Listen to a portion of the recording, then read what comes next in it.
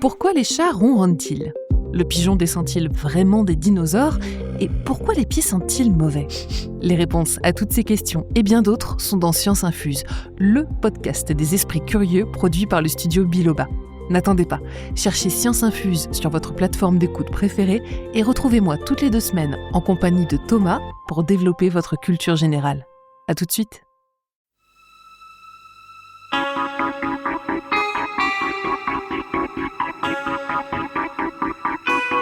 Tous parano. Quand on voit ce qu'on voit, quand on entend ce qu'on entend, on a bien raison de penser ce qu'on pense. Ouais, moi je suis parano. Tous parano. On nous écoute.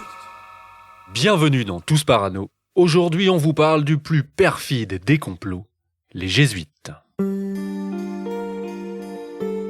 Imaginez, une armée invisible née dans les tourments des guerres de religion s'est répandue sur le monde comme une traînée de poudre. Cet ordre occulte, tapi au cœur de l'Église, est composé d'hommes fanatisés, liés par un vœu d'obéissance absolue à leur chef, le pape noir. Depuis leur création, les jésuites confessent les rois, éduquent les princes, façonnent les consciences. Espions et manipulateurs, ils sont toujours dans l'ombre du pouvoir, prêts à manœuvrer contre la liberté des peuples. Et à chaque crise, leur nom ressurgit comme un poison. Depuis 5 siècles, partout où gronde la révolte, on les accuse d'avoir guidé la main des assassins des rois, puis d'avoir inspiré les plus meurtrières des idéologies telles que le communisme. Maîtres du double jeu, c'est avec Dieu que leur duplicité atteint son sommet, car les jésuites seraient désormais à l'œuvre pour préparer l'avènement de l'Antéchrist. Les jésuites, c'est l'occasion pour Tous Parano de plonger dans un récit où la foi se confond avec la fourberie et où l'histoire singulière d'un ordre incarne à lui seul l'archétype du complot religieux. Vous connaissez l'histoire des 2 séminaristes qui adoraient fumer ? Non. Le premier va voir son conseiller spirituel et lui dit « Mon père, est-il autorisé de fumer pendant qu'on prie ?» Et le conseiller lui répond « Non ». Alors, le deuxième, qui était un jésuite, dit à son ami « Mon frère, ce n'est pas cette question qu'il fallait lui poser. » Oh. Donc il va revoir le conseiller et il lui dit « Mon père, est-il autorisé de prier pendant qu'on fume ?» C'est une blague. C'est une blague idiote. Je ne me souviens jamais des blagues. Oh, se souvenir des blagues est un atout essentiel quand on veut devenir jésuite. Tous parano. Alors Gaël, pour commencer, petite devinette. Quel est le point commun entre François Fillon, Carlos Ghosn et Léa Salamé, Stromae et François-Henri Pinault, Alfred Hitchcock ou encore Donald Trump? Ah, je crois savoir. Ce seraient les mêmes qu'entre Charles de Gaulle, Jean-Marie Le Pen, Emmanuel Macron ou encore François Ruffin, Laurent Delahousse, Talleyrand ou Bill Clinton. Tout juste, et on pourrait ajouter Corneille, Molière, Descartes, Diderot, Voltaire, Balzac ou encore Saint-Exupéry. Eh bien, toutes ces personnalités sont passées par une école jésuite. Eh ben... Alors, est-ce à dire qu'ils prennent part à une conspiration ? Non, c'est pas le propos, hein. Je voulais simplement que l'on situe un peu la place qu'occupe cette confrérie dans notre environnement culturel et politique. Bon, en tout cas, il y a du beau monde. Ont-ils tous appris à répondre comme un jésuite, ces gens ? Tu veux dire répondre en louvoyant, sans donner d'informations directes ? Ouais, c'est ça. D'ailleurs, tu connais la blague du touriste qui est à Rome et qui demande la direction du Vatican à un jésuite ? Ah non, pas du tout. Eh ben, il lui répond « Vous n'y arriverez jamais, c'est tout droit ». Ah, l'humour jésuite. Hein. Avec eux, c'est vrai, hein, rien n'est simple. Hein. Tout y est question de détour ou de secret. Ça fait un moment qu'ils rendent beaucoup de monde parano. Hein. Carrément. Depuis 5 siècles, les jésuites traînent derrière eux une réputation de mystère et inspirent le soupçon. On les a accusés de tout, de comploter dans l'ombre des rois, de manipuler les consciences, de tirer les ficelles du Vatican. Mais à l'origine de cette légende noire, il y a un homme. Un nom qui revient toujours comme le point de départ obligé de toute histoire jésuite, Ignace de Loyola. Ignace de Loyola, donc lui il est né en 1491 dans le Pays basque espagnol sous le nom de Íñigo López de Loyola. Cette époque est une période charnière pour l'Espagne. La Reconquista vient de se terminer en 1492. Christophe Colomb, la même année, découvre l'Amérique et les rois catholiques, Ferdinand et Isabelle, vont refonder l'unité spirituelle et politique du royaume en projetant leur velléité impériale vers le Nouveau Monde. Inigo, lui, dès son adolescence, traîne dans les cours seigneuriales, apprend l'art de la guerre, les manières de chevalier. Ce n'est pas un garçon sage, il est connu pour être plutôt bagarreur et même parfois violent. Bref, on est loin du profil d'un futur saint. Et ce tempérament fougueux l'amène logiquement à embrasser la carrière militaire. Loyola devient officier au service du vice-roi de Navarre, ce qui n'est pas rien. Il se fait remarquer par sa bravoure, mais aussi par son arrogance. Et puis arrive un épisode décisif. Nous sommes en mai 1521 et les troupes françaises attaquent Pampelune. Les Espagnols veulent capituler, mais Loyola s'y refuse. Par orgueil, il choisit de tenir la forteresse. Mais c'est un mauvais calcul, Un boulet de canon lui fracasse la jambe. La blessure est terrible, on le ramène dans le château familial pour le soigner. On tente de redresser sa jambe avec des opérations rudimentaires, on scie, on lime l'os, et oui, c'est l'époque. Les récits racontent qu'il endure des douleurs extrêmes, mais rien n'y fait. Inigo ne pourra plus marcher normalement, et c'est là, cloué au lit à 30 ans, que sa trajectoire bascule. Et oui, parce que pour s'occuper, il lit. Mais pas des romans de chevalerie, Il n'a sous la main que des vies de saints qu'il dévore comme des manuels d'aventure spirituelle. Et là, petit miracle, Inigo se met à rêver non plus de gloire militaire, mais de gloire mystique. Et peu à peu, il accomplit sa mue. L'ancien officier veut désormais devenir, je cite, un chevalier du Christ. Alors, il se réinvente, il décide de se vouer entièrement à Dieu, mais avec la même fougue que dans la guerre. Et il met tout ça en pratique. Un an après, il part en pèlerinage au monastère de Montserrat, un monastère donc qui est perché dans les montagnes catalanes, un petit peu au-dessus de Barcelone. Il se confesse pendant 3 jours, puis il abandonne son épée et son armure devant la Vierge. En troquant ses habits nobles contre une bure de pèlerin, il fait vœu de pauvreté, de chasteté, d'obéissance. Ensuite, il s'installe dans une grotte, près de la petite ville de Manresa, où il vit comme un ascète halluciné pendant 1 an. Il dort peu, se nourrit à peine, se flagelle bien sûr, et prie des heures entières. Mais on a quasiment le même rythme avec lui, c'est ça.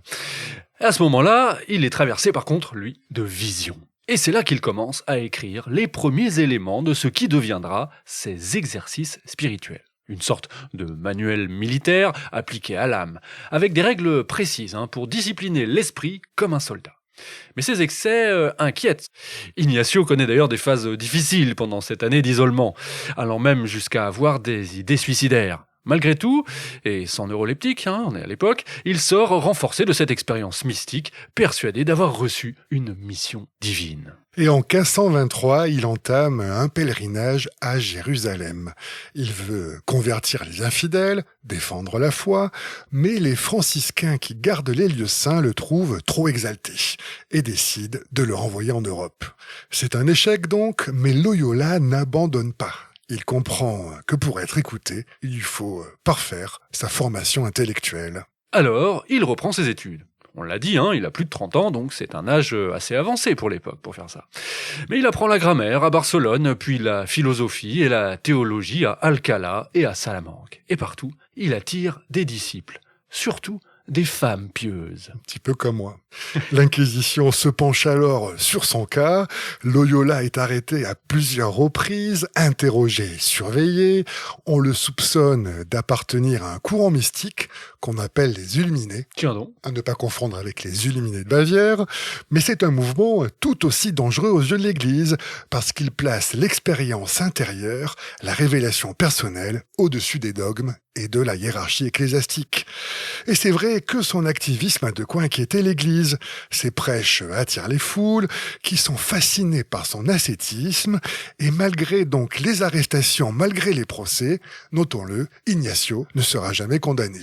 Et en 1528, Ignacio a donc 37 ans, il part pour Paris, direction la Sorbonne. Là, il change de registre. Il devient chef de meute. Il réunit autour de lui une petite troupe d'étudiants brillants, des intellectuels en quête de sens. Sous son influence, ceux-ci vont suivre un véritable entraînement spirituel, inspiré de ces exercices. Et en août 1534, donc 6 ans plus tard, dans une chapelle de Montmartre, ses disciples prêtent serment. Ils jurent pauvreté, chasteté et surtout l'obéissance absolue au pape.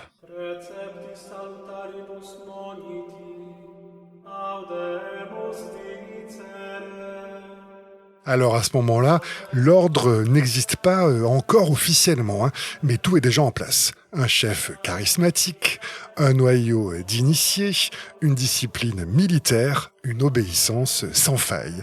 En clair, on a affaire à une proto-société secrète, de quoi déjà nourrir tous les fantasmes.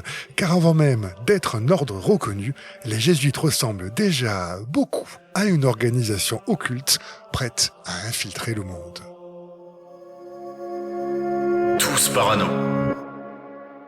Après le serment de Montmartre en 1534, les compagnons de Loyola ont une idée fixe, aller à Jérusalem pour convertir les infidèles. Mais les guerres en Méditerranée rendent ce voyage impossible. Alors, en attendant, ils se tournent vers le pape.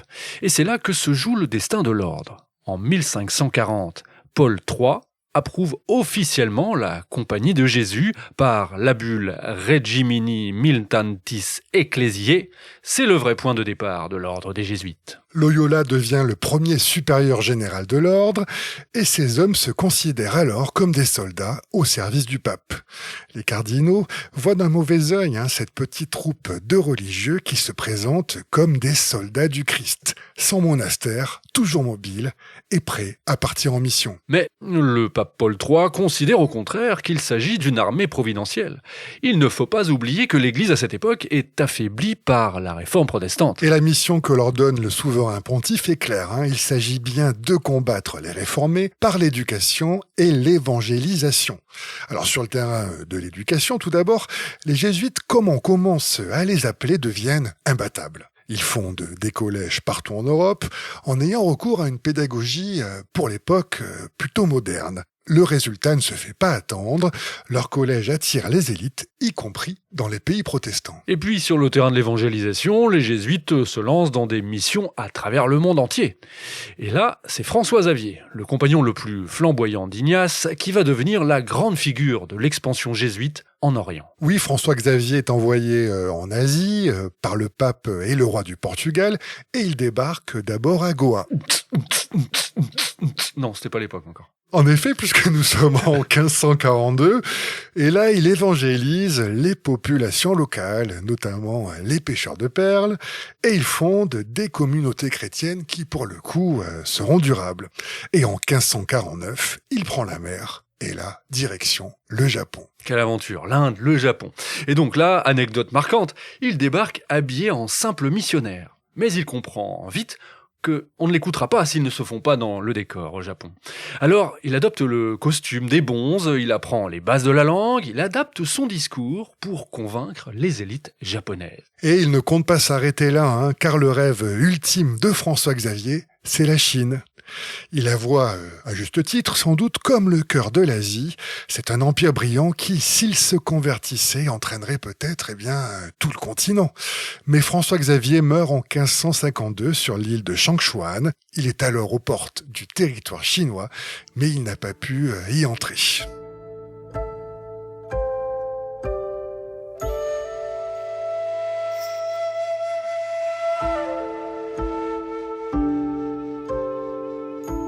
Après lui, quand même, d'autres jésuites poursuivront cette stratégie d'infiltration intellectuelle et culturelle.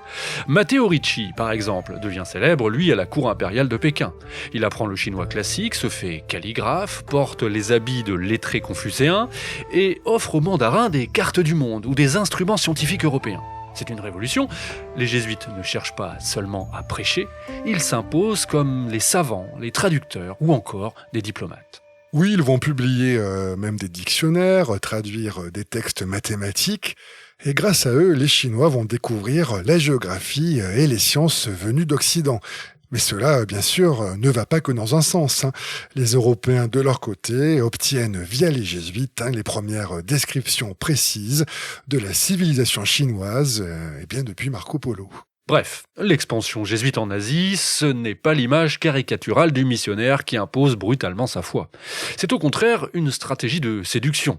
Parler la langue des élites, entrer dans leur code, offrir du savoir en échange d'écoute.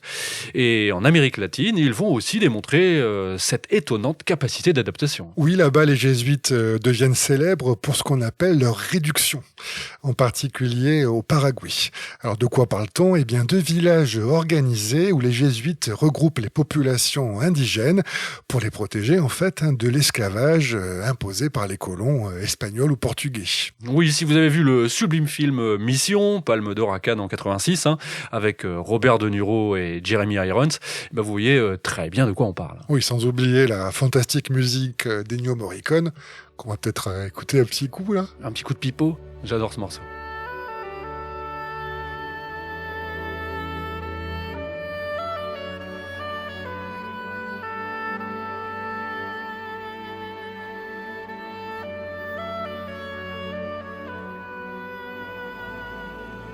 En tout cas, dans ces réductions, les moindres instants de vie des indigènes sont contrôlés par les jésuites. Travail collectif, éducation. Les missionnaires vont jusqu'à introduire des instruments de musique européens, à former des orchestres et des chorales indigènes, ou encore à traduire le catéchisme en guarani. Les jésuites parviennent à bâtir une société chrétienne autonome, quasi utopique. Pour certains, c'est une expérience humaniste sans précédent. Pour d'autres, c'est une série d'enclaves indépendantes qui échappent à tout contrôle. Effectivement, à Madrid et à Lisbonne, l'inquiétude monte. Les jésuites sont-ils vraiment, comme ils le prétendent, les défenseurs des peuples opprimés ? Ou bien seraient-ils en train de construire leur propre royaume ? Tous Parano, Tous Parano. Là où l'ordre des jésuites se distingue vraiment, c'est par sa structure. La Compagnie de Jésus ne ressemble à aucun autre ordre religieux. Tout commence par sa hiérarchie. À la tête de l'ordre, on trouve en effet le supérieur général. En dessous, des provinciaux, puis des recteurs et enfin les missionnaires. Bref, chacun à sa place, chaque décision obéit à une chaîne de commandement.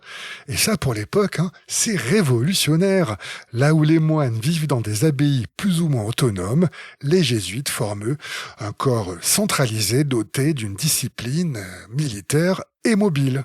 On n'aura de cesse de le répéter, il constitue une véritable milice spirituelle. Deuxième singularité, leur loyauté absolue au pape. Tous les ordres religieux font vœu d'obéissance, mais les jésuites ajoutent un quatrième vœu, une obéissance spéciale au pontife romain pour toute mission qu'il leur confie. Derrière ce serment, une idée simple et redoutable. Cette fidélité totale fait d'eux les agents les plus zélés du Vatican, capables d'opérations invisibles, d'influences souterraines, d'infiltration politique au service de Rome. Et enfin, troisième caractéristique, leur réseau international. On a parlé de la manière avec laquelle ils s'étaient étendus en Asie ou au Paraguay, mais ils sont vraiment partout. Dès le XVIe siècle, on les retrouve dans les cours royales en Europe, dans le reste de l'Amérique du Sud, comme en Afrique. Ils s'adaptent aux langues, aux coutumes, tout en restant connectés à Rome par une correspondance abondante. On peut même dire qu'ils constituent un formidable réseau mondial d'informateurs. Les supérieurs de l'ordre à Rome reçoivent ainsi des rapports réguliers des 4 coins du monde sur les coutumes, les richesses, les dynasties locales. À une époque où il n'existe pas de diplomatie structurée, c'est ce qui se rapproche le plus d'un service de renseignement planétaire. C'est trop fort. Et vous commencez à le comprendre, dès leur naissance officielle, les jésuites nourrissent les soupçons. Leur loyauté n'est ni envers les rois, ni envers les pouvoirs locaux, mais uniquement envers Rome. Du coup, l'accusation fuse très vite. Ce sont des agents, des infiltrés du Vatican. Et le fait qu'ils s'imposent dans l'éducation des jeunes nobles ne fait qu'ajouter à la suspicion. On les accuse de manipuler les futures élites, de former des générations entières de dirigeants qui, une fois au pouvoir, resteront bien sûr acquis aux intérêts de l'ordre. Ah, ça me fait penser à Davos, les Young Global Leaders de l'époque, quoi. Et leur Klaus Schwab, eux, c'est bien sûr le supérieur général des jésuites. Basé à Rome, on le surnomme le Pape Noir. le pape noir. Un surnom qui donne la chair de poule. Il vient à la fois de la soutane noire qu'il porte et du pouvoir invisible qu'on lui prête. Aux yeux des ennemis des jésuites, le pape noir commande dans l'ombre, tandis que le pape blanc ne serait finalement qu'une façade. En tout cas, la formule frappe les esprits et elle alimente aussitôt les fantasmes. Il y aurait en fait deux papes, l'un officiel, l'autre secret, et c'est ce dernier qui tirerait vraiment les ficelles. S'ancre donc bien l'idée que les jésuites forment un état parallèle, une structure pyramidale autonome obéissant à une autorité occulte. Et ces accusations deviennent encore plus graves quand on les associe à la politique. D'autant plus qu'au XVIe et au XVIIe siècle, plusieurs attentats contre des souverains catholiques et protestants renvoient directement ou indirectement aux jésuites. Oui, on peut par exemple citer les conjurés qui veulent abattre la reine Élisabeth d'Angleterre, ou alors quand le roi de France Henri IV tombe sous les coups de Ravaillac en 1610, l'équation devient implacable. Le roi a été frappé certes par un bras isolé, mais celui-ci a bien été guidé par les jésuites. C'est ça, l'affaire installe pour longtemps une conviction. Derrière les grands crimes politiques, il y a toujours cette main invisible, celle de la Compagnie de Jésus. On les accuse de fomenter des régicides, de conseiller les fanatiques, de souffler les braises sans jamais se salir les mains. Et voilà comment, dès le XVIIe siècle, tout est déjà en place pour qu'ils deviennent, pour les siècles suivants, l'éternel ennemi caché. Tous parano. Tous parano. Tous parano. Tous parano. Pour mieux comprendre comment les jésuites sont devenus une figure centrale dans l'imaginaire complotiste, il faut regarder du côté de ceux qui ont propagé ces idées. Et parmi eux, le premier nom qui s'impose, Geoffroy, c'est un certain George Brown. Exactement, la première campagne de propagande anti-jésuite voit le jour au XVIe siècle avec ce personnage. Tout commence en 1536, au moment où Londres vient de rompre avec Rome. Le roi anglais Henri VIII nomme ce George Brown archevêque de Dublin en Irlande. Sa mission est claire, imposer l'anglicanisme dans une île encore farouchement catholique. Et Brown est un prédicateur redoutable. Ses idées se diffusent vite, d'autant plus que son discours est limpide. Pour lui, Rome ne se contente pas de défendre la foi catholique, elle mène une conspiration contre l'Angleterre, notamment en utilisant l'Irlande comme champ de bataille. Et au cœur de cette conspiration, selon Brown, on trouve les jésuites. Dans ses textes, il les décrit comme les agents secrets du pape, les instigateurs du complot. Sa logique est celle-ci. Si l'Irlande résiste à la réforme, si le peuple reste accroché à ses prêtres, c'est forcément parce que les jésuites tirent les ficelles dans l'ombre. Les écrits de Brown vont circuler en Angleterre, où ils vont nourrir la vision protestante d'un Vatican manipulateur. Et c'est ainsi que dès le milieu du XVIe siècle, l'Irlande et l'Angleterre deviennent le principal foyer de l'anti-jésuitisme naissant. «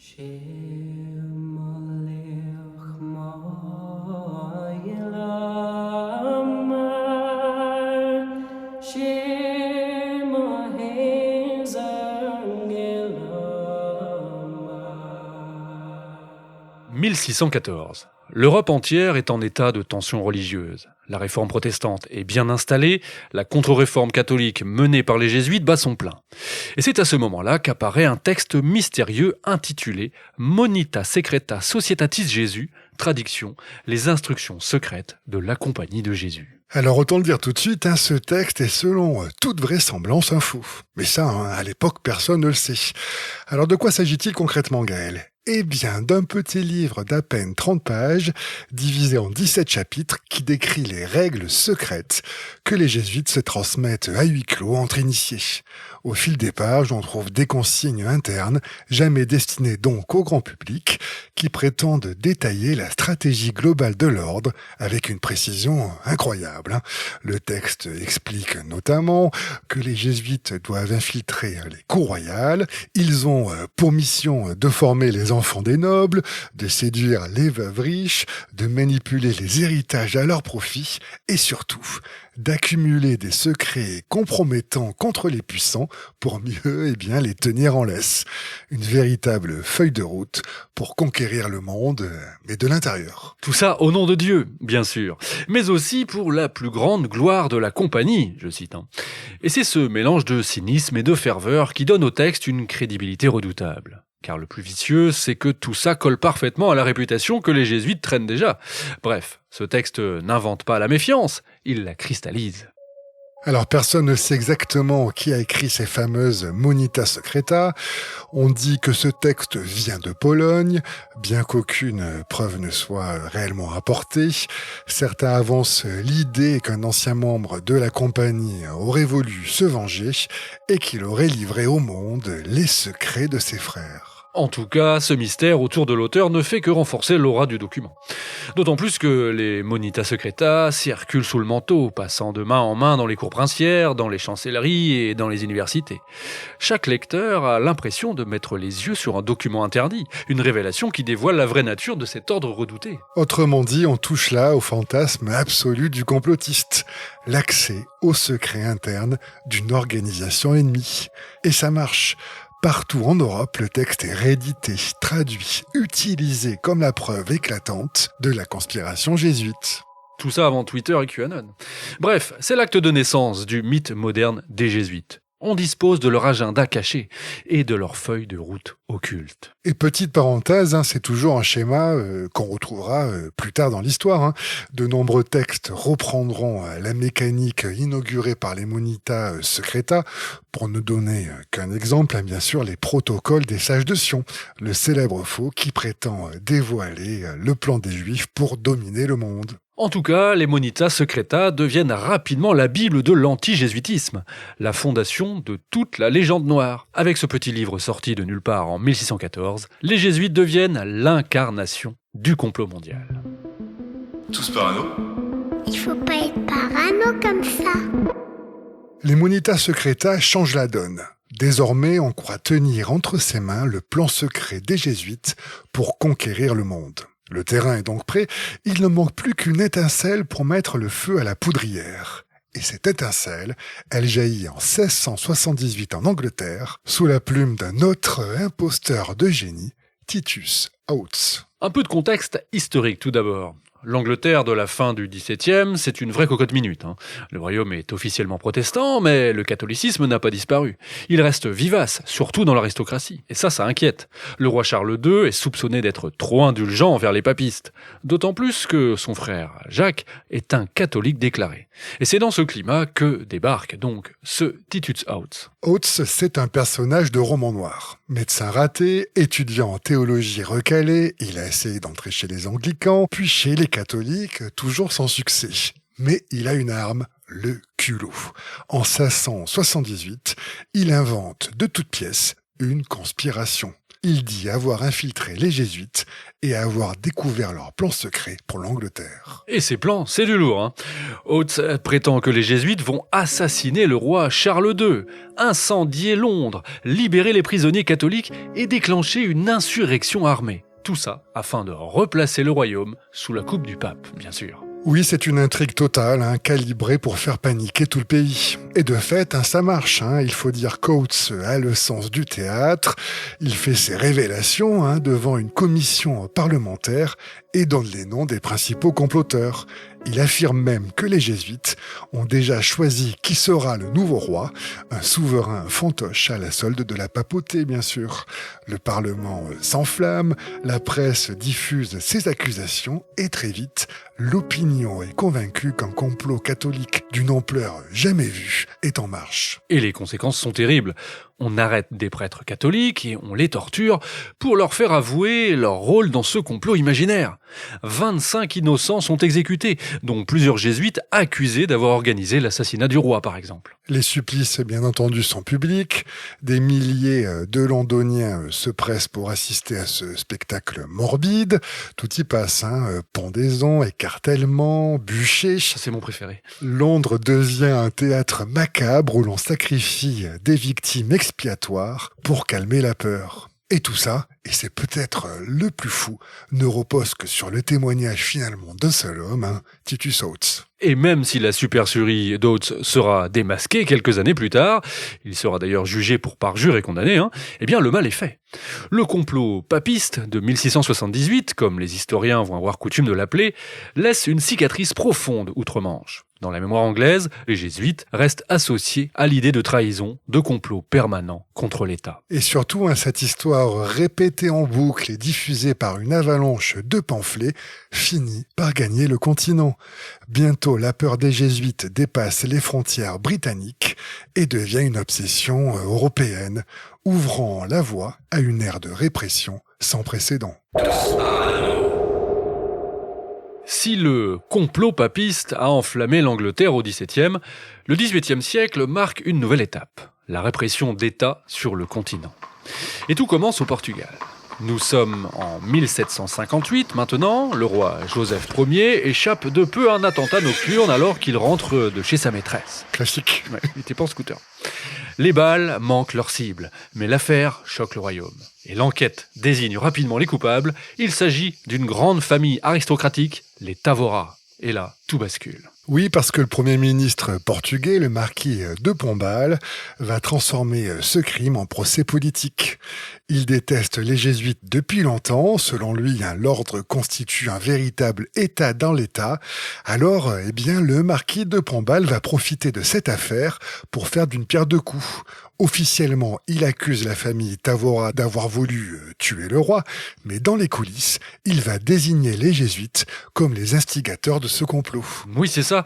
Pombal accuse directement les jésuites d'avoir manipulé les conjurés. En clair, d'être les cerveaux de l'attentat. Et le châtiment est exemplaire. Le 13 janvier 1759, 13 membres de la famille Tavora sont exécutés publiquement après un simulacre de procès. Lisbonne assiste là encore à une mise en scène macabre, écartèlement, strangulation, bûcher pour ton plus grand bonheur. Ouais.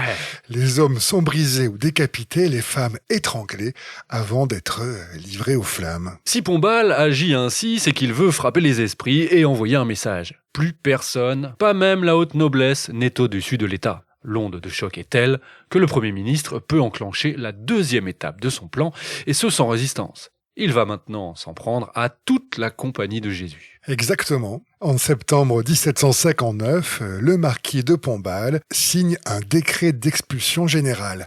Tous les jésuites du Portugal sont arrêtés. On parle quand même d'un peu plus de 1700 religieux au total. Beaucoup sont emprisonnés, d'autres sont expulsés, et ça ne s'arrête pas là. Dans l'empire colonial portugais, on ratisse large.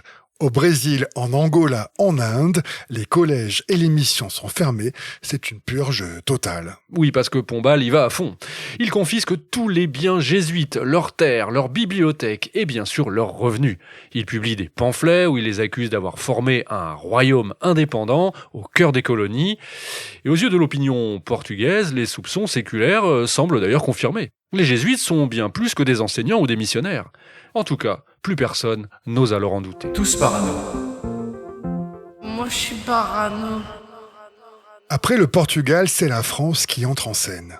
Nous sommes au début des années 1760 et la confrérie est partout et en nombre. On compte près de 4000 membres de l'ordre et plus de 100 collèges qui forment l'élite du royaume. On retrouve les jésuites parmi les confesseurs des plus grandes familles nobles et mieux encore, ils ont étendu leur réseau jusque dans les colonies. Mais une simple affaire financière va précipiter leur chute. Racontons ça, l'affaire Lavalette, du nom d'Antoine Lavalette, le supérieur de mission jésuite en Martinique. Ce religieux s'est lancé dans des spéculations commerciales. Coton, café, sucre, tout ça pour financer l'évangélisation et les missions qu'il dirige. Le problème, c'est que celui-ci s'est endetté massivement auprès de marchands de Marseille. Et surtout, Lavalette ne tarde pas à faire faillite. Il perd environ 2,5 millions de livres tournois, une somme très importante pour l'époque, ça serait l'équivalent d'un peu plus de 30 millions d'euros actuels. Ah oui, quand même.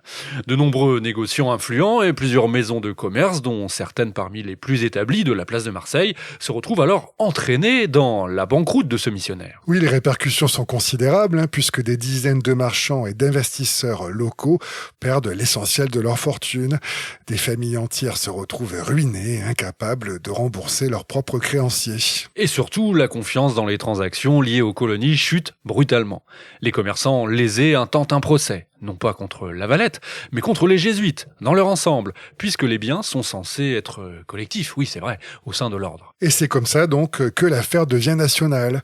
On accuse la compagnie de couvrir ses membres, de se soustraire à la justice, bref, une brèche est ouverte, et c'est bien ce qu'attendaient les ennemis des jésuites. Oui, là on reproche aux jésuites leur 4e vœu, cette obéissance spéciale au pape, interprétée comme une trahison envers la France. La campagne de propagande en tout cas est féroce, pamphlets, caricatures circulent à une échelle encore jamais vue chez nous. On parle des jésuites comme d'un ordre corrupteur, avide de richesses, qui infiltre toutes les institutions. Les Monitas Secreta ressurgissent et sont brandis comme les preuves du complot. Et bientôt Louis XV n'a plus le choix, il doit trancher. Et il va le faire, le souverain. En 1764, le roi de France signe finalement l'édit de suppression de l'ordre. Les 4000 jésuites présents dans le royaume doivent quitter la France. Leurs collèges sont fermés, leurs biens confisqués, leurs bibliothèques dispersées. Et tout ça a un prix. En quelques mois, on brise net un système éducatif qui avait structuré l'élite française pendant 2 siècles. Et ce sont des dizaines de milliers d'élèves issus des familles nobles et bourgeoises qui se retrouvent sans professeur. Sachant qu'il n'y a au départ pas de plan B. En tout cas, le sort que connaissent les jésuites en France a un retentissement incroyable dans toute l'Europe.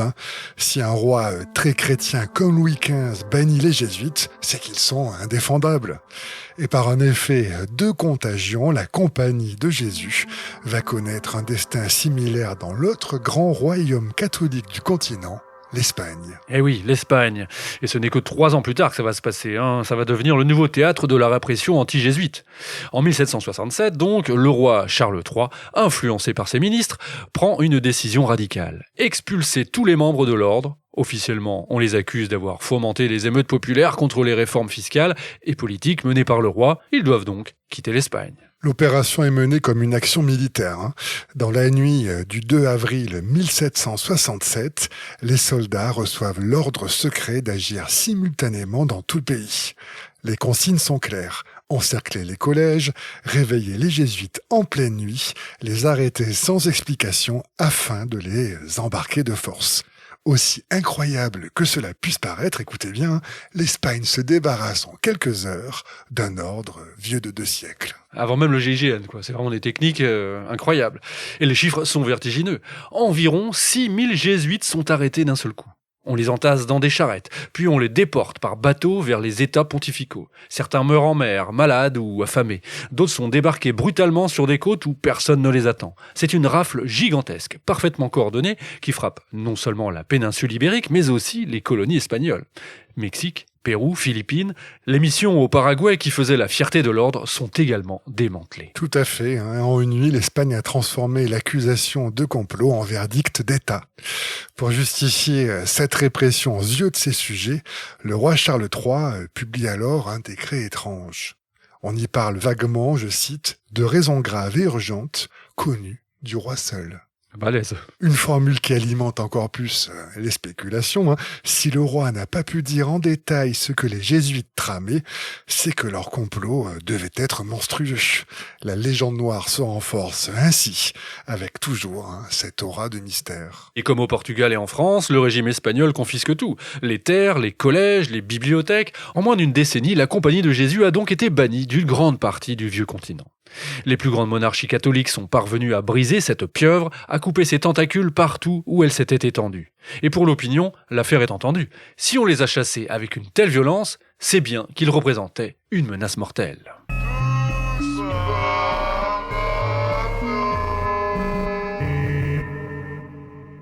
Après le Portugal, la France et l'Espagne, il ne restait plus qu'un pas à franchir. Tuer l'ordre à la racine. Et ce pas, ce n'est pas un roi qui va le faire, mais le pape lui-même. Le 21 juillet 1773, Clément XIV signe la bulle Dominus Hac Redemptor, qui supprime purement et simplement la Compagnie de Jésus. On aurait fait du latin dans cet épisode.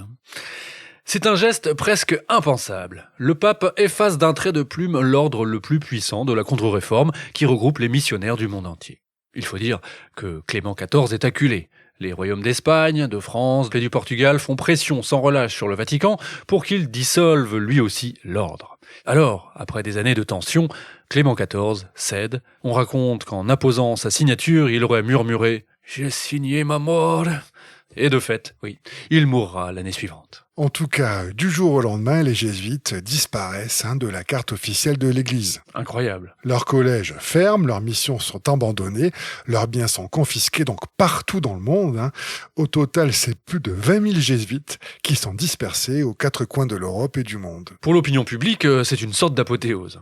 2 siècles de soupçons, de pamphlets, de procès, de fausses archives, de faux manuels secrets ont été nécessaires pour en arriver là. Le pape, en personne, reconnaît enfin que les jésuites représentent une menace existentielle pour la chrétienté. Mais la répression, loin d'apaiser les peurs, va consacrer les jésuites.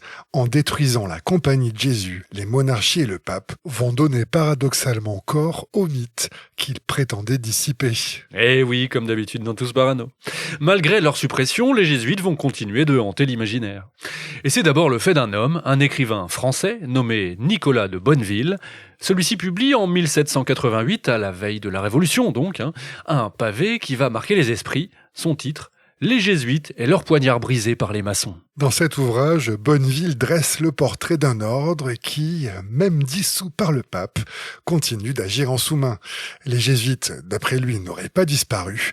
Tapis dans l'ombre, ils continueraient à se dissimuler derrière d'autres congrégations, à infiltrer la société civile en attendant leur heure. Un petit mot peut-être quand même sur Bonneville, parce que c'est un personnage vraiment intéressant.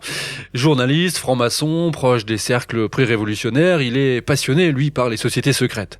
Il est même un temps proche des Illuminés de Bavière. Et pour lui, les jésuites, c'est simple, ce sont les ennemis absolus.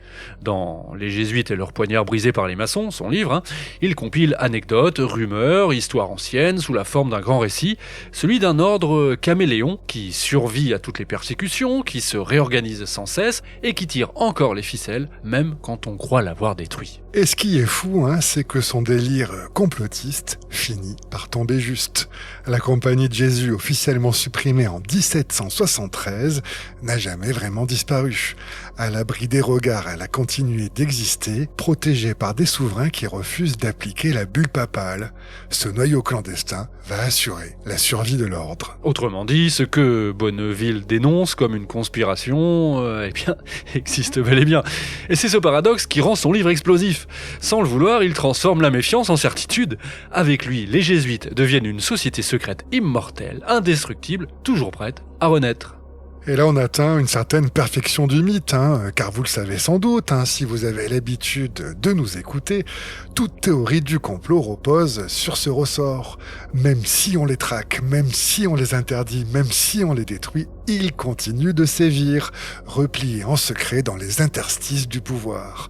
Or, l'histoire des jésuites valide exactement ce fantasme, car écoutez bien, 40 ans après leur suppression, le 7 août 1814, voilà que Pie XII rétablit l'ordre. Incroyable. Le fantôme redevient chair et la théorie complotiste devient une vérité historique. Non mais imaginez, pour l'opinion, c'est un choc inimaginable. Un ordre qu'on croyait mort, le voilà qui revient à la vie par un simple décret du pape. Les ennemis des jésuites y voient la confirmation de leur pire cauchemar. Oui, c'est le twist parfait, la légende noire change d'échelle. Les jésuites ne sont plus seulement des conspirateurs, mais une force immortelle, une hydre qu'on ne peut jamais abattre. Comme s'ils avaient compris mieux que quiconque qu'un bon complot ne meurt jamais. Tu veux dire qu'il reste entre la vie et la mort comme un vampire dans sa crypte, c'est ça ? Peut-être que le mieux c'est d'aller vérifier par nous-mêmes, non ? Ça me fait un petit peu peur, mais ok, je te suis.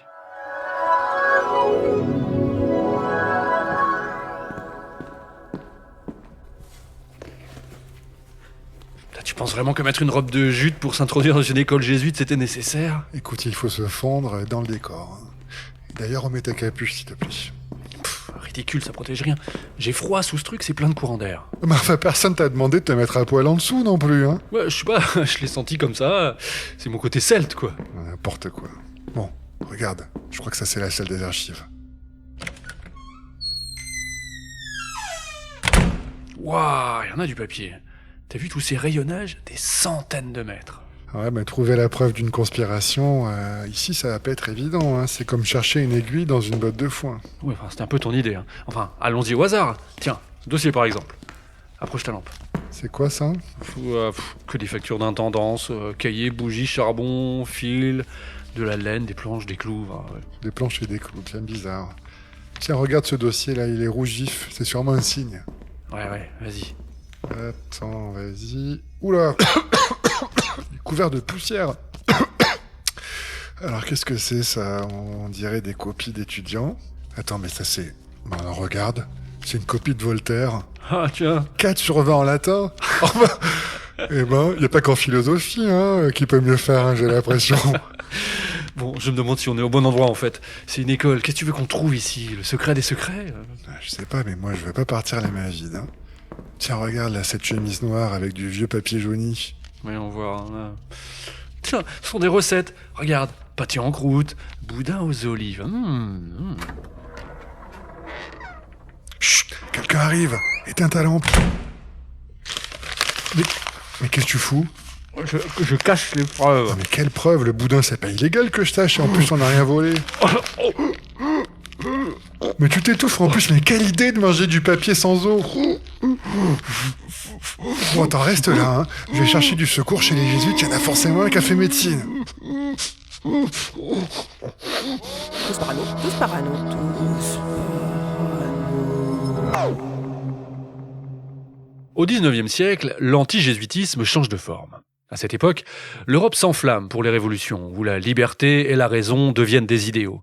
Et dans ce décor, les jésuites sont maintenant désignés comme l'ennemi absolu de la modernité. Le XIXe siècle, c'est aussi l'entrée de l'ordre dans l'imaginaire romantique. C'est le moment où les grands écrivains font du jésuite un personnage de fiction. Dans les romans, les poèmes, il devient le symbole de tout ce que les romantiques détestent. On le caricature, on le met en scène dans des feuilletons et on l'accuse de tirer les ficelles derrière les révolutions ou les contre-révolutions. Et aux origines de cette transformation, on trouve un homme, Dominique de Montlosier.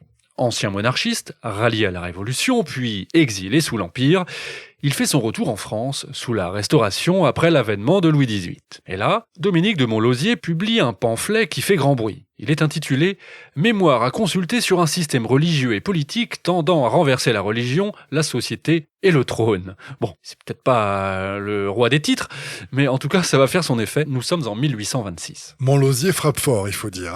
Pour lui, les jésuites sont désormais les architectes d'une restauration absolutiste et veulent ramener la France en arrière. En clair, restaurer l'Ancien Régime. Montlosier accuse les jésuites d'être toujours les véritables maîtres spirituels du pays. En clair, il recycle les vieux fantasmes complotistes, mais les adapte au nouveau contexte du 19e siècle. Et ça marche, son livre devient aussitôt un best-seller, même si on ne disait pas ça à l'époque. La presse libérale s'empare de ces accusations, l'opinion publique s'échauffe, à tel point que le gouvernement doit réagir, officiellement pour tenter de nier l'influence de la Compagnie de Jésus. Mais l'effet est déjà produit, Montlosier a relancé la machine. Et ce n'est pas qu'un coup d'éclat, son influence va être durable, car son texte sera repris pendant plusieurs années par les républicains. Montlosier a transformé les jésuites en menace contre l'ordre nouveau issu des révolutions et en a fait les ennemis de l'émancipation politique naissante. Un siècle plus tôt, on les accusait de complot contre la monarchie, et voilà qu'à ce moment-là, ils deviennent l'exact opposé, les moteurs de la réaction. Après Montlosier, il y a un duo qui va donner à l'antigésuitisme du 19e siècle ses lettres de noblesse. Jules Michelet et Edgar Quinet. Deux éminents professeurs qui vont transformer leur cours en véritable tribune contre la Compagnie de Jésus. Michelet, bien sûr, c'est l'historien flamboyant, celui qui donne naissance à l'histoire de France comme roman national. À ses yeux, le fil conducteur du passé français, c'est l'avènement progressif de la liberté. Un peuple qui, siècle après siècle, s'arrache aux griffes de la tyrannie et de l'Église. Pour Michelet, l'histoire n'est pas une science froide, c'est une épopée. Un combat entre les forces de la liberté et les forces de l'oppression. Et dans ce duel, les jésuites deviennent ses plus grands ennemis. Le deuxième homme, c'est Edgar Quinet. Philosophe, historien lui aussi, grand voyageur, plus calme que Michelet, il n'en est pas moins redoutable. Son obsession, lui, c'est la liberté de conscience. Et les jésuites, dans son esprit, incarnent exactement le contraire, l'emprise et la soumission des âmes. Et donc Michelet et Quinet vont former une paire explosive. Le terrain de jeu des deux hommes, c'est le Collège de France. Dans les années 1840, leurs cours deviennent de véritables spectacles. Les salles sont pleines, on s'entasse pour les écouter, des étudiants bien sûr, mais aussi des bourgeois, des journalistes, tout un tas de curieux, car chaque leçon est un événement repris ensuite dans les gazettes, puis commenté dans les cafés. Leur influence intellectuelle et politique, vous le comprenez, elle est énorme. Aujourd'hui, ils auraient un super compte TikTok, quoi. À mon avis, aujourd'hui, ce serait surtout sur X que ça se passerait pour eux. Mais le véritable choc arrive en 1843 avec leur ouvrage commun sobrement intitulé « Des Jésuites ». Ils sont meilleurs titreurs que le précédent. C'est une charge sans concession. Ils y accusent l'ordre d'être une armée de ténèbres, je cite, qui incarne tout ce que 1789 a voulu détruire, c'est-à-dire l'obscurantisme, la servitude, la soumission à Rome, et qui est prête à remettre la société sous tutelle. Le livre déclenche un scandale énorme. L'Église crie au blasphème, les catholiques se mobilisent, et même le gouvernement s'inquiète de cette agitation. Oui, parce qu'à cette époque, c'est Louis-Philippe qui est à la tête de l'État.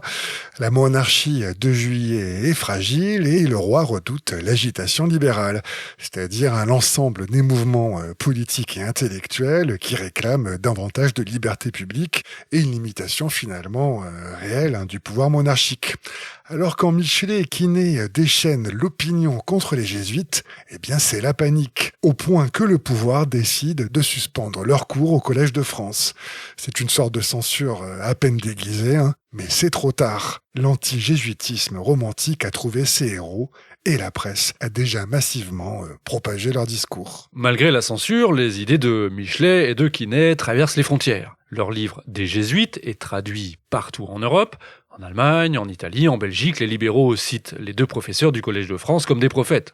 L'antigésuitisme devient le langage commun de toutes les forces progressistes. Il conspire pour la puissance, jadis appartenant au roi, son ambition, obéissance, pour ce on a poilé de bois, chassons, conspuons les jésuites, plein de morgue et d'ambition. Pas de Loyola, les hypocrites profanent la religion.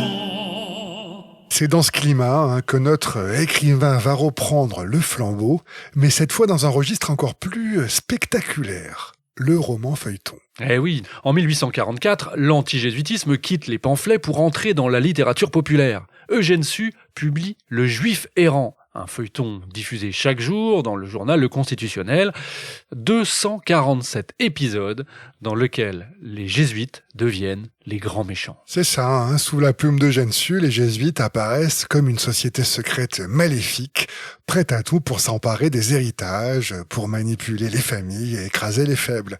Le père Rodin, le jésuite machiavélique du récit, devient alors l'archétype du conspirateur froid et calculateur. Le succès du Juif errant est inimaginable. On estime que plusieurs millions de lecteurs suivent chaque épisode. L'image des jésuites se fixe alors dans l'imaginaire collectif comme celle d'une secte criminelle. Et ce qui est fascinant, c'est la continuité. Michelet et Quinet avaient décrit les jésuites comme les ennemis de la liberté. Eugène Sue les transforme en personnages romanesques, mais avec la même logique. Ils sont partout, infiltrés dans la société. Le Juif errant diffuse l'anti-jésuitisme dans toutes les couches sociales, comme aucun texte avant lui. Après les sermons, les pamphlets, les cours universitaires enflammés, voilà que le peuple entier lit chaque matin l'histoire d'un complot jésuite. Et l'effet est durable. Le méchant jésuite hantera encore les romans, les pièces de théâtre et les caricatures jusqu'à la fin du siècle. Ça me rend parano. Je suis parano. Je suis parano. Tous parano. Au XIXe siècle, l'anti-jésuitisme est devenu une sorte de langage politique universel. En France, en Italie, en Allemagne, en Espagne, les jésuites sont accusés d'être les architectes secrets du malheur des peuples. Il faut dire que le jésuite est le bouc émissaire parfait. Il incarne l'idée même de la conspiration. Et cette fonction de bouc émissaire va continuer de coller à la peau de l'ordre des jésuites au siècle suivant. Mais avec un changement notable quand même. Le XXe siècle n'est plus celui des révolutions romantiques ou des monarchies chancelantes, c'est celui des idéologies de masse. Et les accusations contre les jésuites vont se projeter dans de nouveaux contextes. Et le premier grand front où les jésuites sont visés, c'est évidemment la Russie. Pour les bolcheviks, l'Église catholique est l'antagoniste absolu. Et les jésuites deviennent le symbole parfait de cette menace religieuse. Dès 1917, dans les discours et la propagande soviétique, les jésuites sont décrits comme des agents de l'Occident. Et le cliché fonctionne. Les bolcheviks construisent leur pouvoir sur l'idée d'une lutte à mort contre les forces de l'obscurantisme. Sur les affiches, dans les caricatures, on les représente comme des conspirateurs en soutane, au service du Vatican, perçus évidemment comme une puissance réactionnaire mondiale. Et derrière la propagande, il y a la répression. Les séminaires sont fermés, les prêtres arrêtés, les missions étrangères chassées. Plusieurs centaines de prêtres, dont une majorité de jésuites polonais et lituaniens, finissent derrière les barbelés. Et en l'espace de quelques années, l'ordre est effacé de la carte de l'Union soviétique. Ce qui est frappant, c'est une certaine continuité avec le 19e siècle. Le système qui cherche à désigner un ennemi choisit une nouvelle fois les jésuites. Mais cette fois, les jésuites passe du statut de conspirateur contre la liberté nationale à celui de comploteur contre le socialisme universel. Et puis il y a une nuance de taille. Au même moment, dans les milieux farouchement opposés au communisme, les jésuites sont aussi au centre des accusations. Dans certains cercles ultranationalistes de droite, surtout en Allemagne, on les présente comme les véritables maîtres de la finance internationale et on les accuse de promouvoir un cosmopolitisme corrupteur. On les accuse d'être les alliés secrets des grandes dynasties de l'argent, y compris juives, comme les Rothschild. Donc, peu importe le camp, les deux récits ont un point commun. Dans tous les cas, le mot jésuite devient synonyme de complot économique, de manipulation invisible des richesses et du pouvoir. Et tout ça nous amène au nazisme. Pour Hitler et sa propagande, les jésuites sont accusés de comploter avec la juiverie internationale, leurs armes, la presse, la finance et la politique. Dans les années 30, la propagande nazie construit l'image d'une double menace, le juif et le jésuite, deux figures accusées d'être sans patrie et d'agir dans l'ombre. C'est ça, juifs et jésuites deviennent finalement interchangeables. Dans les caricatures, on les dépeint avec le même nez crochu, le même air sournois. On remplace simplement la kippa par une soutane. Et on accuse les jésuites des mêmes crimes que les juifs, en premier lieu celui de corrompre la jeunesse pour saboter la nation allemande. En bref, si le juif est l'ennemi racial, le jésuite devient l'ennemi spirituel. Et ces deux groupes fusionnent dans l'imaginaire nazi comme les faces d'une même conspiration mondiale. C'est ainsi qu'Alfred Rosenberg parle des jésuites comme d'une organisation judéo-romaine, une organisation qui empoisonne toute l'Europe. Le grand idéologue du Reich les décrit, je cite, comme des parasites cosmopolites qu'il faut par tout moyen extirper de la nation allemande. Hitler, lui, il avait une attitude plus ambivalente envers les jésuites. Pour lui, la Compagnie de Jésus était à la fois un modèle et un cauchemar, une organisation quasi-militaire secrète dirigée par un chef suprême à qui les membres fanatisés devaient une obéissance absolue. Ça rappelle un petit peu le Parti national-socialiste, non ? Oui, c'est le moins qu'on puisse dire.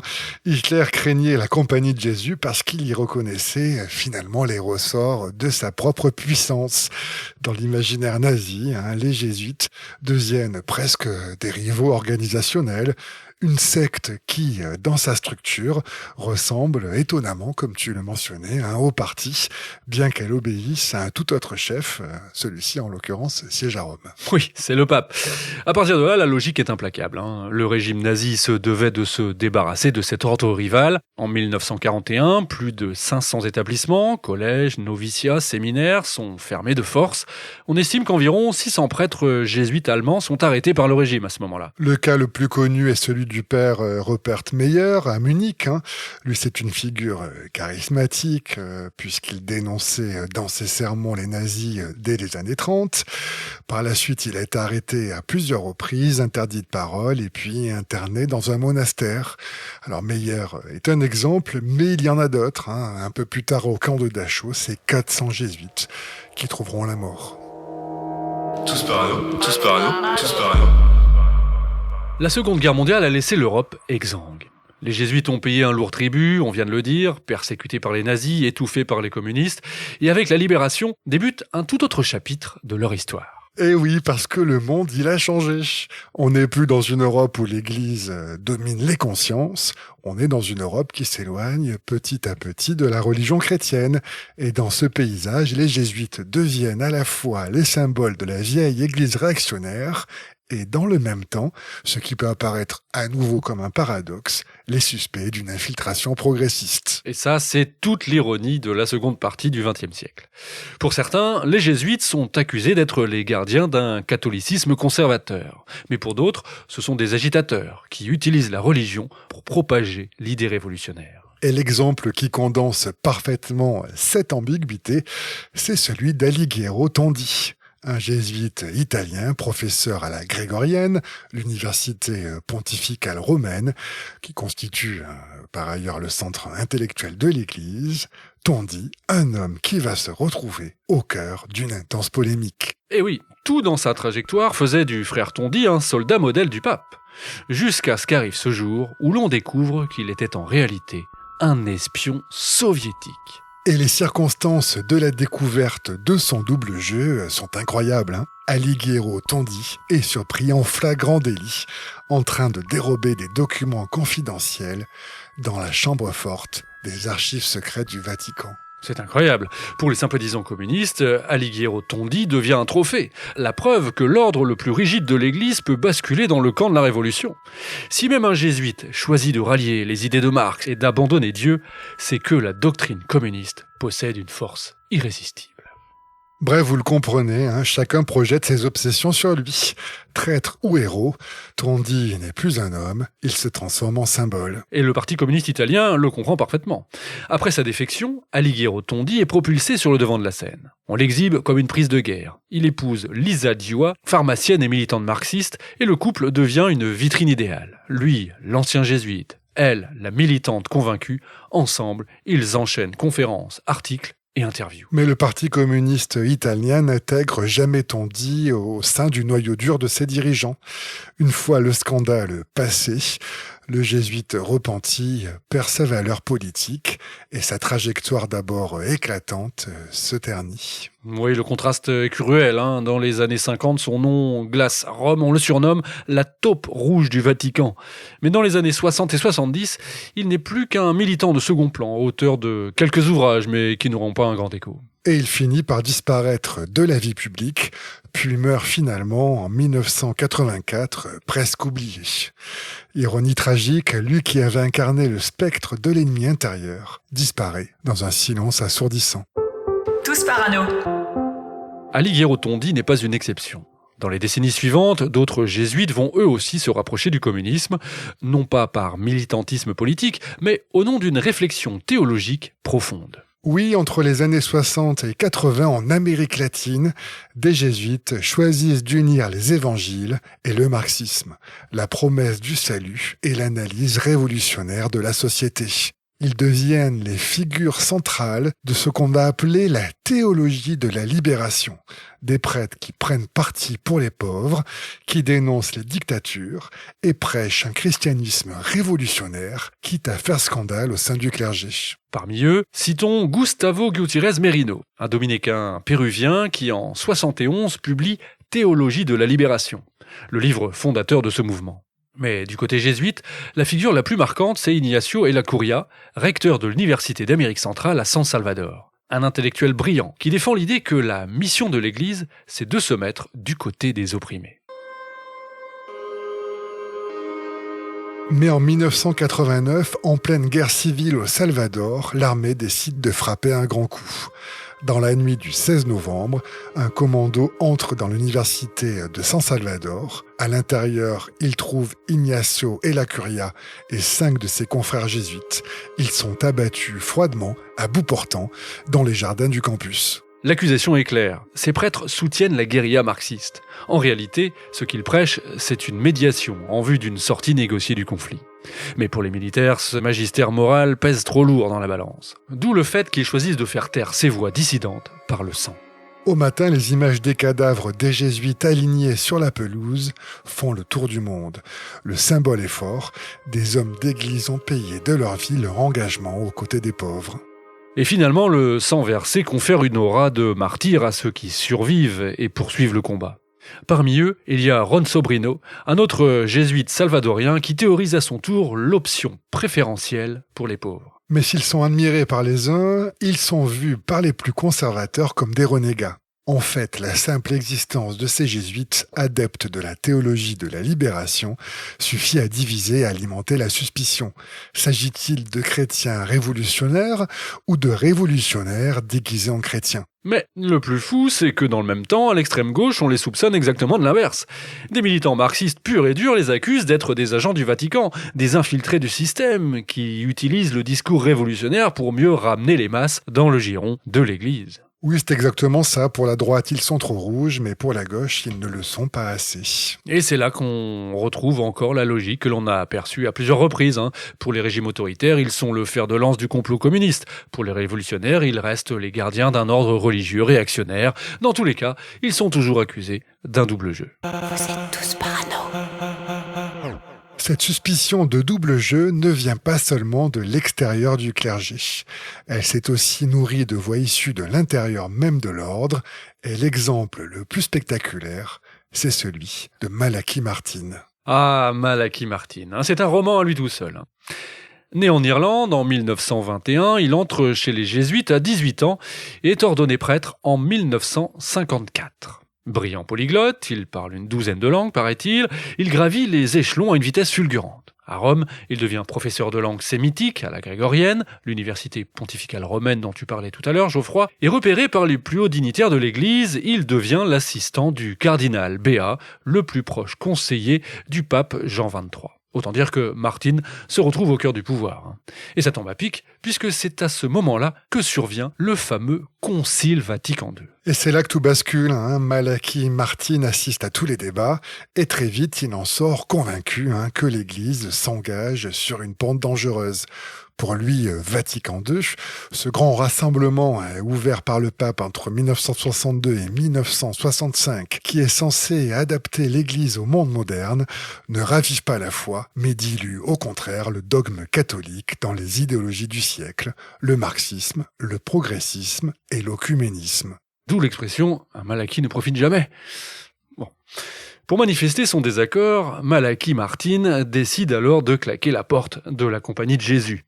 Il file à New York et devient à partir de là une sorte d'intellectuel dissident, parfois prophétique, souvent paranoïaque. Sa vie privée intrigue aussi. On parle de mécènes fortunés qui l'entretiennent, de rumeurs de liaisons avec des femmes comme avec des hommes, qui brouillent son image. Martin fréquente aussi certains cercles conservateurs new-yorkais, proches du catholicisme traditionnaliste ou de la droite anticommuniste.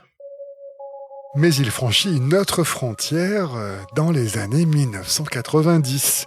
Il devient à ce moment-là un invité régulier de Coast to Coast AM, une émission de radio culte diffusée la nuit où se croisent ufologues, mystiques, chasseurs de fantômes et théoriciens du complot.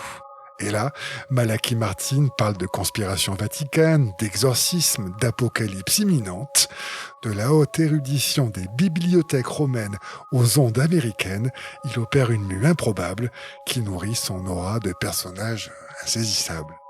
Comme on les aime dans Tous Parano. Mais le plus important encore, c'est qu'il publie une série de livres qui vont marquer durablement l'imaginaire conspirationniste. En 1976, il y a d'abord Otage du diable, qui décrit 5 cas d'exorcisme écrits comme des thrillers. Derrière le sensationnalisme de son style, Malachi Martin développe une thèse sérieuse. Le mal infiltre tout, jusque dans l'élite de l'Église. Et en 1988, il frappe plus fort encore avec un livre intitulé « Les Jésuites, la compagnie de Jésus et la trahison de l'Église catholique romaine ». Cet essai est un véritable brûlot. Il y accuse ses anciens frères d'avoir trahi le fondateur de l'ordre, Ignace de Loyola. Selon lui, les soldats du pape auraient délibérément utilisé les idées marxistes pour infiltrer la culture, les médias et l'éducation afin de saper les valeurs traditionnelles et imposer une idéologie progressiste. Et il ne s'arrête pas là, jamais de 103 ouvrages. Il publie en 90 Les clés de ce sang, un pavé géopolitique écrit comme un roman d'espionnage. Martin y décrit une guerre à 3 bandes. Le pape Jean-Paul II, les États-Unis et l'URSS, engagés dans une compétition pour contrôler le nouvel ordre mondial. Pour ses disciples, Malachi Martin est le prophète qui dévoile ce que Rome s'efforce de taire. Et c'est là que réside son rôle unique dans notre récit. Martin réinvente l'anti-jésuitisme de l'intérieur, et ça, ça change tout. Eh oui, parce qu'avec lui, la légende noire prend la forme d'une confession. Voilà sans doute pourquoi, dans les milieux conspirationnistes, ces livres sont considérés comme la preuve ultime que les accusations portées contre les jésuites sont fondées. Car si un homme qui a connu les coulisses du Saint-Siège affirme que ces derniers complotent et que Rome manipule les consciences, alors ce n'est plus une rumeur, c'est une confirmation. La preuve tant attendue que les vieilles théories complotistes sur les jésuites recèlent en réalité une vérité occultée. Et ce qui est d'autant plus fascinant, c'est que l'héritage de Malachi Martin ressemble à une bombe à retardement. Tant qu'aucun jésuite n'était monté sur le trône de Saint-Pierre, ces livres restaient des mises en garde, des récits aussi apocalyptiques que paranoïaques, qu'on pouvait facilement ranger au rayon des fantasmes. Mais voilà, en 2013, tout change. Comme si la prophétie de Martin s'accomplissait enfin, comme si le complot jésuite, après des siècles d'ombre et d'intrigue, venait de s'installer au sommet de l'Église. Tous parano. Tous parano. Tous parano.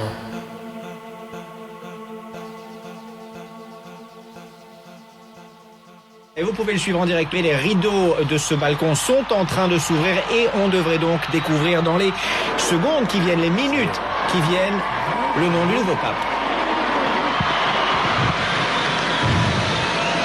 Annuncio vobis gaudium magnum, habemus papam.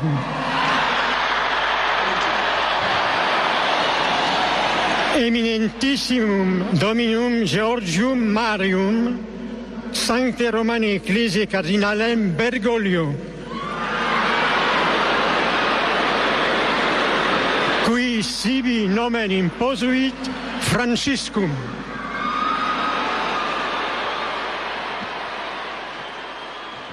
« 2013, événement sans précédent, un jésuite devient pape. Jorge Mario Bergoglio, archevêque de Buenos Aires, devient François. Pour la première fois, en 5 siècles, la Compagnie de Jésus place l'un des siens sur le trône de Saint-Pierre. Et aussitôt, l'imaginaire complotiste s'enflamme. Et ce n'est pas étonnant, un pape jésuite, vous pouvez quand même le comprendre à ce stade de l'épisode, c'est l'aboutissement de tous les soupçons. L'ordre accusé d'avoir tiré les ficelles depuis des siècles se retrouve enfin au sommet officiel de l'Église. Comme si le pape noir, ce supérieur général des jésuites qu'on disait être le vrai maître du Vatican, avait fini par fusionner avec le pape blanc. C'est le grand métissage. Bref, pour beaucoup, l'avènement de François est la preuve vivante que le complot jésuite a enfin réussi. Il faut dire que les discours du nouveau pape ont de quoi nourrir les suspicions.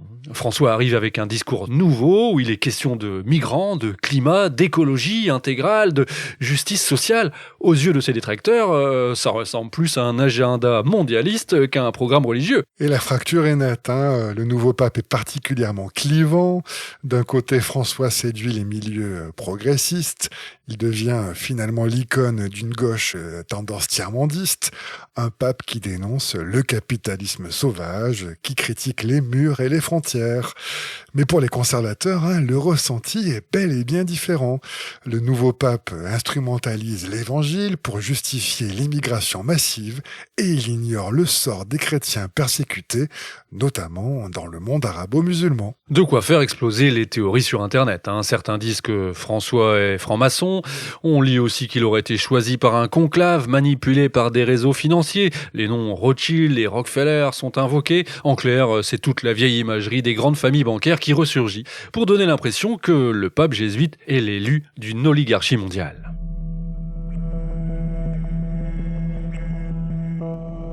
Et pour les plus radicaux, l'accusation franchit une dernière frontière réelle. François n'est plus seulement perçu comme l'agent docile de la mondialisation, il incarne l'ultime figure de l'Apocalypse. Dans la lecture fondamentaliste des Écritures, il devient le faux prophète annoncé depuis près de 2 millénaires. Celui, vois-tu, qui séduit les nations par des paroles de paix et d'unité, mais pour mieux préparer l'asservissement universel. Sa mission n'est pas d'édifier, mais d'illusionner, car François prépare en fait la venue de l'Antéchrist lui-même, l'architecte de la dictature finale, celui dont l'apparition doit précipiter la fin du monde.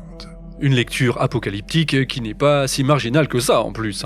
Dans les milieux fondamentalistes, surtout aux États-Unis, on lit les Écritures comme un code secret. Et l'avènement de ce souverain pontife, au profil unique, apparaît ainsi comme l'accomplissement des plus terribles prophéties. Et dans cette lecture symbolique, François est le pape blanc au cœur noir, l'usurpateur annoncé par les Écritures. Et cette idée n'est pas portée que par des pasteurs américains exaltés non plus. Au sein même de l'Église catholique, certaines figures dissidentes soufflent sur ces braises. L'archevêque Cario Maria Vigano, ancien nonce apostolique à Washington, accuse le pape de trahir la foi chrétienne et de prolonger l'héritage pernicieux de Vatican II. Certains des soutiens de Monseigneur Vigano vont jusqu'à dire tout haut que François serait le pape de l'apostasie, celui sous lequel l'Église trahirait sa propre foi. Et c'est pourquoi, dans ces cercles, chaque geste, chaque mot du pape est scruté comme un indice de cette trahison. Un sourire à un imam, un discours à l'ONU, un mot sur le climat, et aussitôt, on y voit la marque de la bête. Et c'est là que les théories conspirationnistes modernes se déploient. Dans l'univers QAnon, on le représente main dans la main avec Obama ou Hillary Clinton ou encore George Soros. François serait aussi le complice de réseaux pédosatanistes. Certains visuels le montrent même bénissant la pyramide des Illuminati. Et en Europe, c'est l'extrême droite qui s'empare essentiellement de ces théories. Ces appels à accueillir les réfugiés sont perçus comme la preuve qu'il trahit la chrétienté et livre l'Europe à l'islam. Finalement, ce qui est fascinant, c'est ce mélange des genres. Dans un même fil X, on peut lire les postes de chrétiens évangéliques, qui le disent satanistes, des identitaires qui l'accusent d'être soumis aux musulmans, des conservateurs qui lui reprochent d'être un pape rouge, ou encore des gauchistes qui le soupçonnent de protéger les grandes fortunes du Vatican. Des discours contradictoires donc, mais qui convergent pour faire de François le chef d'un complot mondial. Tout ça, c'est génial, et ça boucle la boucle. Quoi qu'il fasse, les jésuites restent condamnés à jouer toujours le même rôle, celui des conspirateurs éternels. Et même la mort du pape, en 2025, ne change rien. À peine son corps repose-t-il dans la crypte du Vatican, que déjà, sur les forums et les réseaux, fleurissent les rumeurs les plus folles. Sa disparition serait en fait un assassinat maquillé, François n'aurait pas succombé à l'âge ou à la maladie, mais à un empoisonnement orchestré par ses propres frères. Pour d'autres, au contraire, il serait toujours vivant, retiré dans un lieu secret, écoutant cet épisode en attendant l'heure de revenir. Et c'est peut-être ça, au fond, le plus dingue. Même dans le tombeau, la dépouille du pape reste le prétexte à d'innombrables récits alternatifs, comme si les jésuites n'étaient pas seulement des acteurs de l'histoire, mais une matière première pour les fantasmes. Bref, de quoi nous rendre une nouvelle fois tous parano.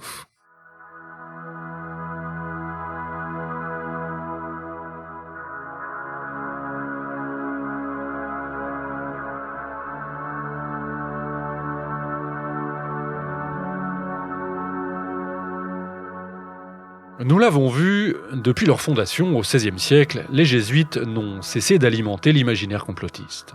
Tantôt régicides, tantôt maîtres de l'ombre, tantôt suppôts de Rome, ils ont depuis toujours été soupçonnés de mener un double jeu.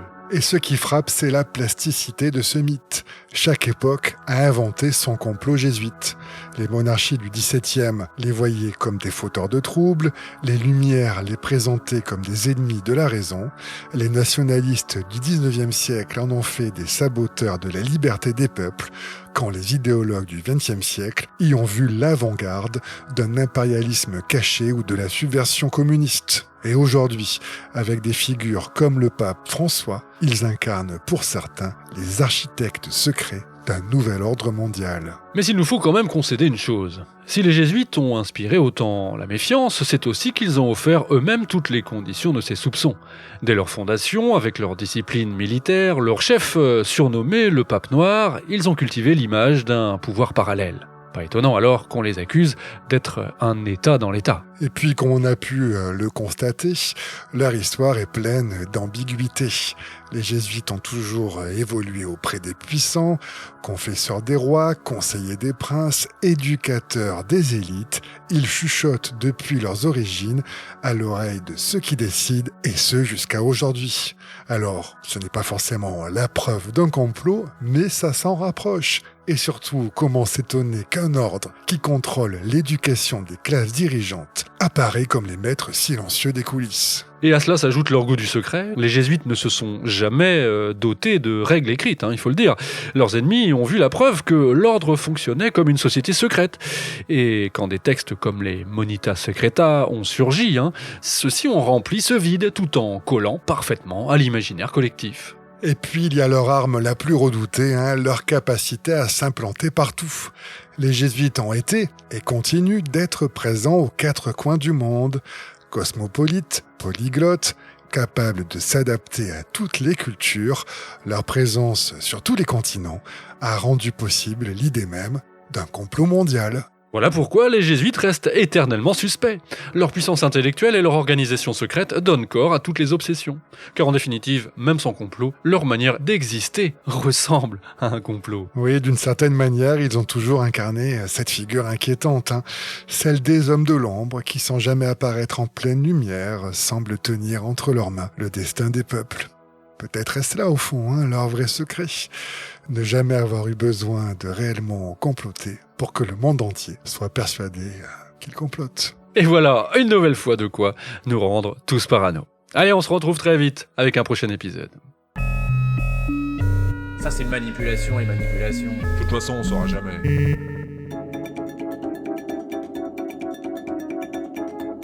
Si vous aimez les conspirations en tout genre, explorer les dédales de nos psychoses collectives, si vous êtes fasciné par l'étrangeté de l'histoire ou simplement curieux de savoir, vous êtes là où il faut. C'est Tous Parano. Comme tous les paranos, on sait qu'on est suivi et écouté, mais peut-être pas assez. Alors portez des t-shirts, abonnez-vous au podcast, likez, partagez, bref, conspirez pour faire de Tous Parano le vadémécum de la complosphère à emporter partout. Oui, enfin, peut-être pas partout, faut quand même faire attention, on n'est jamais assez parano. Oui, t'as raison, on nous écoute. Et d'ailleurs, qu'est-ce qu'on écoute ? Eh bien, on écoute Alexis HK, le poète ironique de la chanson française. Ah oui, c'est vrai, moi j'aime bien lui, c'est un conteur, autant chanteur que satiriste d'ailleurs, et pas le dernier pour décrocher une petite flèche bien placée. Et justement, le titre qu'on va entendre s'appelle Torture jésuite. Génial. Alors, petite précision, c'est du live, un morceau visiblement inspiré en tout cas de sa propre expérience chez les jésuites, disons pas franchement mystique. Allez, Alexis HK, Torture jésuite.